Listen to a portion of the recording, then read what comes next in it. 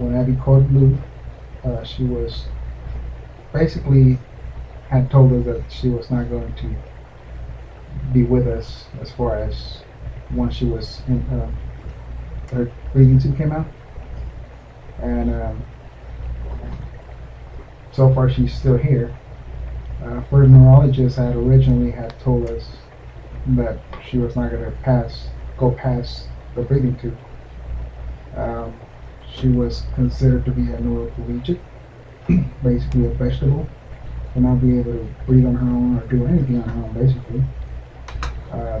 They expected her to basically be a vegetable, and in regards to that, they had actually referred us to hospice because they thought that Abby was not going to be with us, and she basically had no chances of making it further than where she was at. They explained to us that once the breathing tube was going to be out, it was going to be the end of it. Everybody got to say goodbye. But thank God she made it through. The next time it was that she was going to be a complete blank. That she wasn't going to open her eyes, that she was just going to be sleeping all the time. I was in denial. I didn't want to accept it. And they were preparing us for Abigail to go to hospice. We went on our own to get a second opinion from a neurologist, actually a neurosurgeon, and he confirmed the results. Basically told us the same thing, that he's amazed that the baby was still living. We were still not giving up on Abby, so we basically decided to take her home instead of going the route to hospice, and we figured that we were going to do the best that we could. I heard of Dr. Dennis and Brain Tech, actually from Children's, due to another patient that they made a report on TV. And I saw Dr. Dennis, and I called Ms. Valerie the next day. She said, I'm going to talk to him. Go ahead and bring her in. We came to Brain Tech, met Dr. Dennis. He did a test on her, and she was a good candidate. And we started therapy with Brain Tech, Dr. Dennis. Within the first week, we've noticed a lot of improvements. Before we brought her here, Abby didn't have no control of her body. And thank God that we did decide to bring her here, because according to Children's, there was no hope for Abigail. So, going to OT and PT, they noticed a difference right away.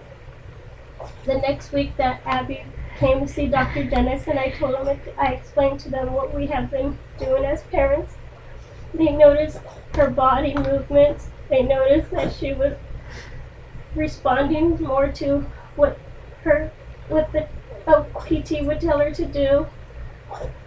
As far as Abby was taking medication to help her sleep, it was just over-the-counter organic, referred to that medication by her pediatrician. Once we started brain therapy with protocols, Abby was able to sleep better, was able to be put down, relax on her own without actually crying.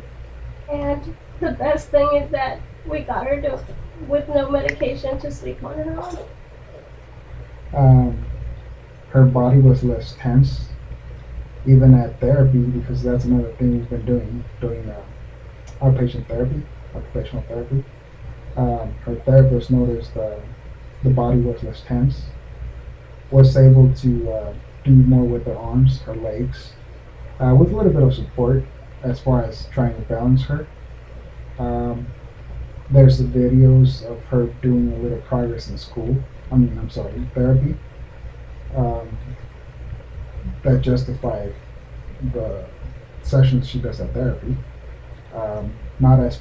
We're not the only ones noticing it as parents, but as her therapist noticed it, neighbors noticed it, that there has been improvements in Abby's condition ever since we've been doing for the protocols here at Brain Tech. as far as after having this last catheterization at Children's, uh, another neurologist actually noticed Abby's improvements. Since Abby's been here, thank God, my insurance would call me and they were just wondering why wasn't I having any help, any nurse support at my house. They were surprised that I told them that Abby's been going to brain tech and she stopped crying. She can control herself more. She can be put down. She can roll over now. She can open her hands, and thank God that we did decide to bring her because according to Children's, there was no hope for Abigail. So, going to OT and PT, they noticed a difference right away. The next week that Abby came to see Dr. Dennis and I explained to them what we have been doing as parents. They noticed her body movements. They noticed that she was responding more to what the PT would tell her to do. And we're just hoping to go forward and see more improvements in her. After her catheterization, we got to meet the neurologist from Children's that takes the special cases. He read her file the night before to prepare for this. He was very amazed to see Abigail, the way she was sitting on my lap, the way she was opening her hands, the way she tracked the light when he shined the toy on her. And he asked me, "What have you done?" I said, "I've been taking her to brain tech and doing OT and PT." And he said, "Continue what you're doing." And as you can see, the different things that Abigail does in these videos, it's just amazing what she's doing, from going to brain tech and going to OT and going to PT and just doing her brain tech at home. And I could basically clean my house and she could just sit there and listen to her music and hit the toys, and I know she's doing a really good job. And there's other protocols that she could take a nap, and she does take naps with them, so I take advantage of those too, so I can finish doing my chore as a mom. Right now, like they mentioned it, the cardiologist has mentioned it, just keep doing whatever it is you've been doing. And personally, we've just been doing brain tech protocols and occupational therapy.